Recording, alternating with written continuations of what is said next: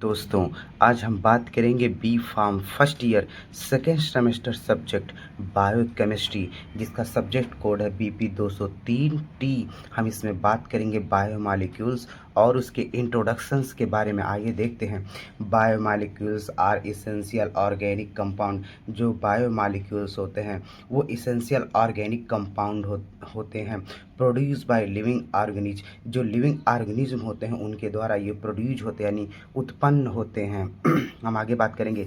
These biomolecule are fundamental building block of the living organism. ये जो biomolecules होते हैं वो आधारशिला होते हैं लिविंग ऑर्गेनिज्म का। आधारशिला का मतलब होता है कि जो छोटी छोटी इकाइयाँ होती हैं वो छोटी छोटी इकाइयाँ जो होती हैं मिलकर बड़ी इकाइयों का जो है निर्माण करती हैं। किनके? लिविंग ऑर्गेनिज्म का। हम आगे बात करेंगे। They support the biological process. ये बायोमॉलिक्यूल्स जो होते हैं वो सपोर्ट करते हैं बायोलॉजिकल प्रोसेस को, विच एसेंशियल फॉर लाइफ। जो लाइफ के लिए, जीवन के लिए जो है आवश्यक होते हैं। बायोलॉजिकल प्रोसेस में आते हैं मेटाबॉलिज्म, रेस्पायरेशन, एक्सक्रीशन, ये सब जो है बायोलॉजिकल प्रोसेस के अंतर्गत जो है आते हैं। हम आगे बात करेंगे इसमें कि कौन से बायोमॉलिक्यूल्स होते हैं। First, carbohydrate. ये जो होते हैं प्राइमरी एनर्जी सोर्स होते हैं कार्बोहाइड्रेट्स।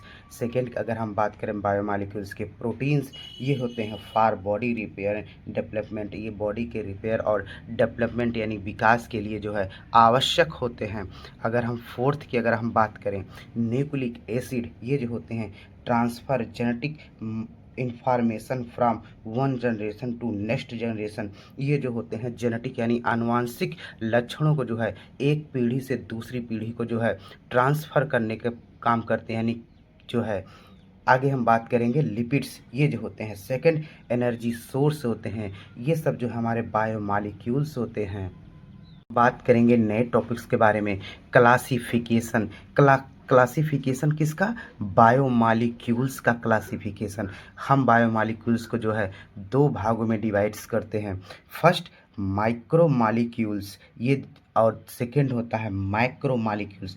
माइक्रो का मतलब होता है सूक्ष्म और माइक्रो का मतलब होता है कि सूक्ष्म से थोड़ा बड़ा। हम इसमें देखेंगे माइक्रोमॉलिक्यूल्स में are small simple acid soluble compound. ये जो बहुत छोटे होते हैं और सिंपल होते हैं और जो है एसिड सॉल्युबल कंपाउंड होते हैं। माइक्रो में हम लोग देखेंगे आर लार्ज, ये बड़े होते हैं, कॉम्प्लेक्स यानी जटिल होते हैं, और मॉलिक्यूल्स होते हैं जटिल मॉलिक्यूल्स होते हैं। हम इसमें जो है आगे देखेंगे इनके एग्जाम्पल्स के बारे में। देखें, जो माइक्रो मॉलिक्यूल्स होते हैं इसमें होता है मिनरल आते हैं, गैस आते हैं, वाटर और शुगर आता है। जबकि मैक्रो मॉलिक्यूल्स में जो है कार्बोहाइड्रेट, लिपिड, प्रोटीन और डीएनए आते हैं। अब हम जो अपने नेक्स्ट टॉपिक्स की ओर जो है बढ़ेंगे।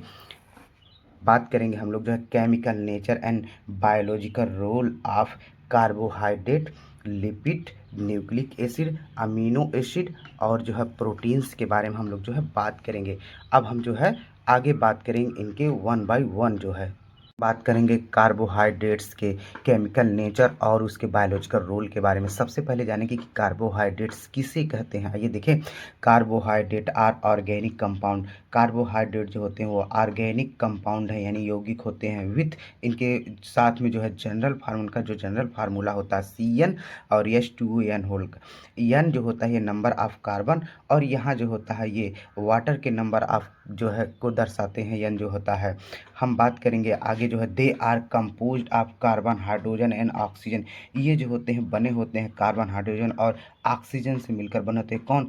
कार्बोहाइड्रेट। हम बात करेंगे आगे।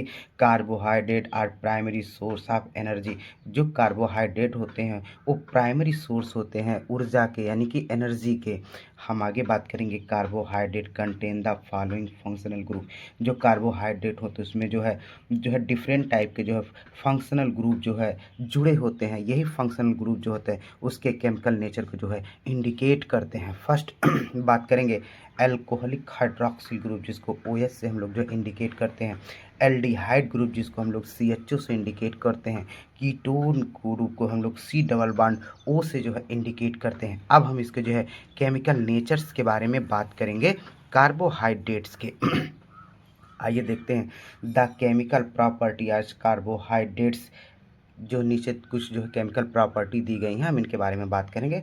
रिड्यूसिंग नेचर, आइए इसके बारे में देखते हैं। रिड्यूसिंग नेचर का मतलब क्या होता है? दोज कार्बोहाइड्रेट, मतलब वो कार्बोहाइड्रेट विच जो कंटेन फ्री एल्डिहाइड और कीटोन ग्रुप्स, मतलब वो कार्बोहाइड्रेट जो फ्री एल्डिहाइड और कीटोन ग्रुप से जो है जुड़े होते हैं। Reduce Benedict's solution and Fehling solution, ये जो होते हैं बेंडिक्ट और फेहलिंग सॉल्यूशन को क्या कर देते हैं?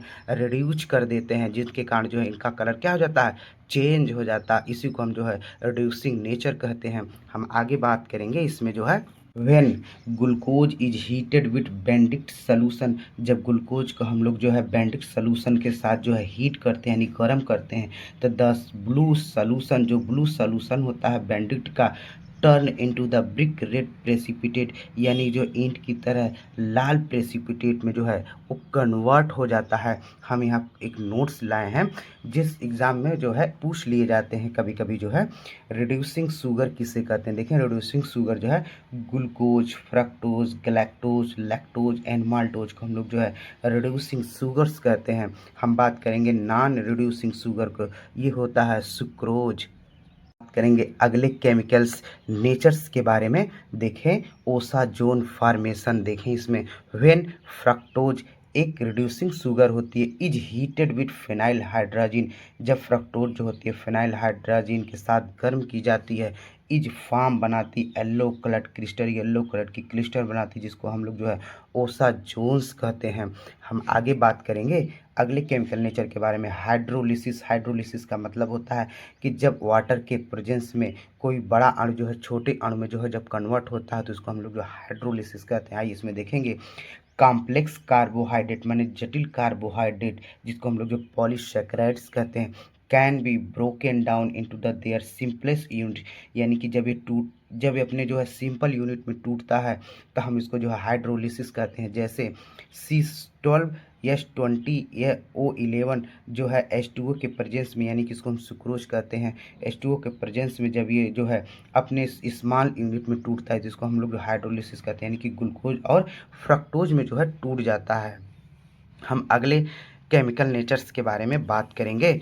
डिहाइड्रेशन, डिहाइड्रेशन का मतलब होता है वाटर का लूज होना, यानी कि वाटर का निकलना। देखें, व्हेन जब carbohydrate are treated with concentrated acid, जब कार्बोहाइड्रेट का जो है रिएक्शन जो होता है कंसनट्रेटेड एसिड के साथ होता है, यानी कि H2SO4 सल्फ्यूरिक अम्ल के साथ, दे अंडरगो डिहाइड्रेशन, तब ये जो है डिहाइड्रेशन में जो है चला जाता है। करेंगे अगले केमिकल नेचर्स के बारे में।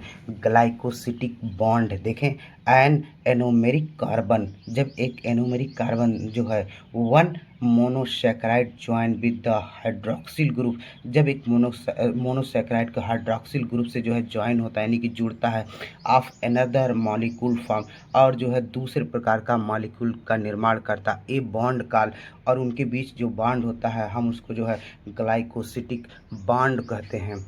अगले नंबर की हम बात करेंगे लास्ट, स्टेरिफिकेशन। आइए देखें, the hydroxyl group present in the carbohydrate, यानी कार्बोहाइड्रेट में जो होता है हाइड्रोक्सिल ग्रुप जो है प्रेजेंट होता है, can react with acid to form ester, जब ये जो है एसिड के साथ जब रिएक्शन करता है तो एस्टरफिकेशन यानी एस्टर का जो है निर्माण करता है, इसी को हम लोग जो है एस्टरिफिकेशंस कहते हैं। करेंगे कार्बोहाइड्रेट के बायोलॉजिकल रोल के बारे में, यानी लिविंग ऑर्गेनिज्म में जो है कार्बोहाइड्रेट्स का क्या रोल होता है, बात करेंगे। The biological significance of carbohydrates are, first की अगर इसमें हम बात करें तो प्राइमरी सोर्स ऑफ एनर्जी, ये प्राइमरी सोर्स होता है एनर्जी का कार्बोहाइड्रेट। सेकेंड की बात करें, they have protein sparing action, ये जो होता है ये प्रोटीन्स को बचाने का काम करता है। कैसे? जब हमारे बॉडी में जो कार्बोहाइड्रेट की मात्रा कम हो जाएगी तो प्रोटीन टूटकर हमारे बॉडी को जो है एनर्जी देती है। जब पर्याप्त मात्रा में कार्बोहाइड्रेट हमारे बॉडी में रहता है तो ये हमारे बॉडी को जो एनर्जी देता है, इस तरीके से प्रोटीन को जो है बचा लेता है, यानी बचाने का काम करता है। They are involved in break down of fatty acid, ये फैटी यानी फैट के ब्रेकडाउन में जो है इन्वॉल्व होता है। एंड ये प्रिवेंटिंग कीटोसिस, और ये कीटोसिस को भी क्या करता है? प्रिवेंटिंग करता है, यानी बचाने का काम करता है।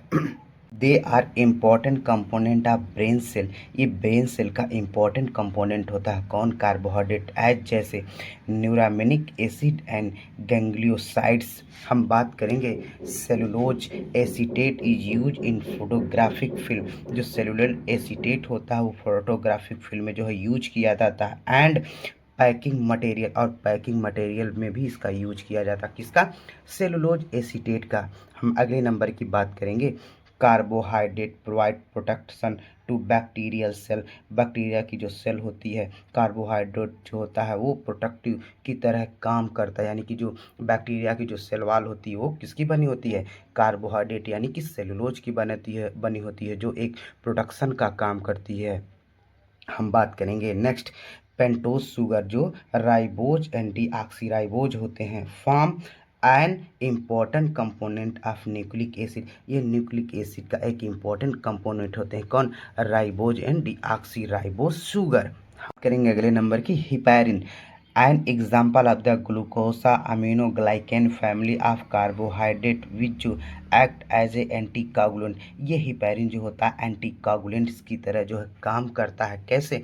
हमारा ब्लड जो होता है रुधिर वाहिनियों में बहता रहता है लगातार बिना जमे हुए। क्यों? क्योंकि हिपैरिन नामक पदार्थ जो होता है उसको जमने नहीं देता है। हम आगे बात करेंगे मेनी ग्लाइकोसाइड, बहुत से ग्लाइकोसाइड जैसे कार्बोहाइड्रेट, ये कार्बोहाइड्रेट के डेरिवेटिव होते हैं जो फ्रॉम प्लांट से जो होते हैं कार्बोहाइड्रेट डेराइव्ड से होते हैं कौन? Many glycoside are important drugs. ये बहुत पूर्ण भूमिका निभाते हैं ड्रग्स में। एज सच एज जैसे ग्लाइकोसाइड ऑफ डिजिटैलिन, डिजिटैलिन जो होता है वो ग्लाइकोसाइड होता है। Is use in treatment of heart disease. इसका उपयोग जो होता है हार्ट के डिसीज के ट्रीटमेंट में जो है किया जाता है। किसका? ग्लाइकोसाइड। ग्लाइकोसाइड एग्जाम्पल किसका है? डिजिटैलिन जो है एक मेडिसिन होती है। हम बात करेंगे आगे नॉन डाइजेस्टिबल कार्बोहाइड्रेट, जो ऐसे कार्बोहाइड्रेट जो है डाइजेस्ट ना हो पाए, नॉन एज डाइटरी फाइबर। हम इनको जो है डाइटरी फाइबर कहते हैं, लाइक जैसे cellulose play a mechanical role in the gut health. ये जो है एक मैकेनिकल रोल प्ले करते हैं गट के हेल्थ के लिए। इस तरीके से जो है बायोलॉजिकल रोल आता है कार्बोहाइड्रेट जो है हम लोग जो है कंप्लीट किए।